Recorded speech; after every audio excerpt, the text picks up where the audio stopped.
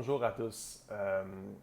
Cette vidéo-là va vous donner un outil simple pour augmenter la difficulté de vos exercices sans toutefois augmenter la charge. On est présentement à la maison, on n'a pas accès à des charges infinies pour pouvoir augmenter le degré de difficulté de chacun des exercices.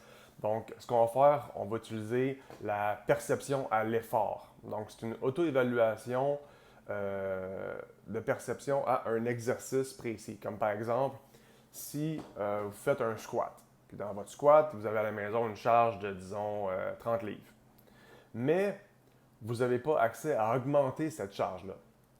Ce que vous allez faire, c'est augmenter le temps sous tension pour changer cette perception à l'effort-là.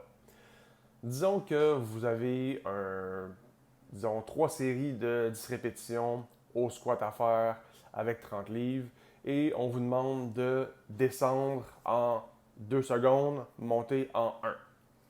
Donc, ce que ça fait sur 10 répétitions, c'est donc 2 secondes de descente, 1 seconde à la montée. Ça fait 3 secondes par répétition, fois 10 répétitions, 30 secondes d'effort. On est d'accord là-dessus. Vous déposez votre charge, puis vous faites une auto-évaluation de votre perception à l'effort. Est-ce que c'était très difficile, donc 9 à 10 étant l'objectif, ou est-ce que c'était entre 4 ou 5, un peu trop facile? Donc, normalement, ce serait le temps d'augmenter la charge pour remonter un petit peu le niveau de difficulté. Mais présentement, ce n'est pas le cas, ou vous n'avez pas accès, ou vous voulez garder la même charge pour X raisons.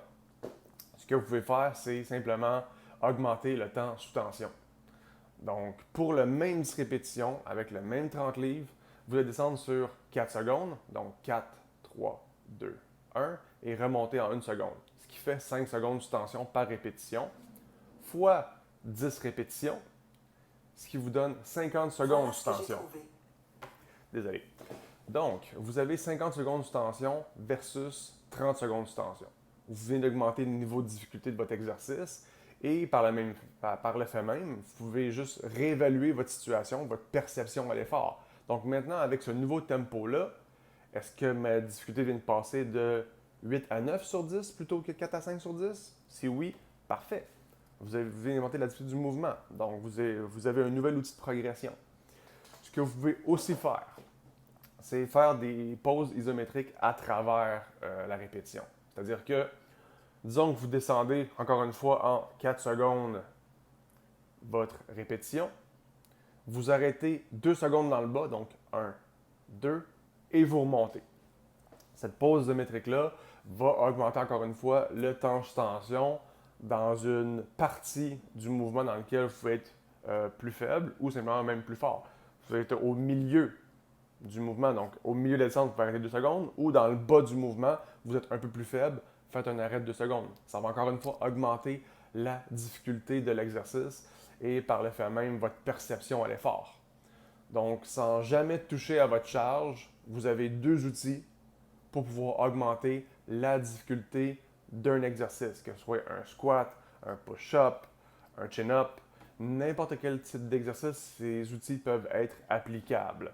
C'est certain que la programmation d'entraînement qui est offerte par votre entraîneur, il va savoir à quel moment implanter ces techniques-là. Mais il n'y a rien qui vous empêche de faire des tests pour vous, puis vous amuser un petit peu avec ces paramètres-là plutôt que simplement jouer avec une charge. Donc, j'espère que ça va vous être utile. Si vous avez des questions, n'hésitez pas à commenter en dessous, je vais y répondre, ça va me faire plaisir.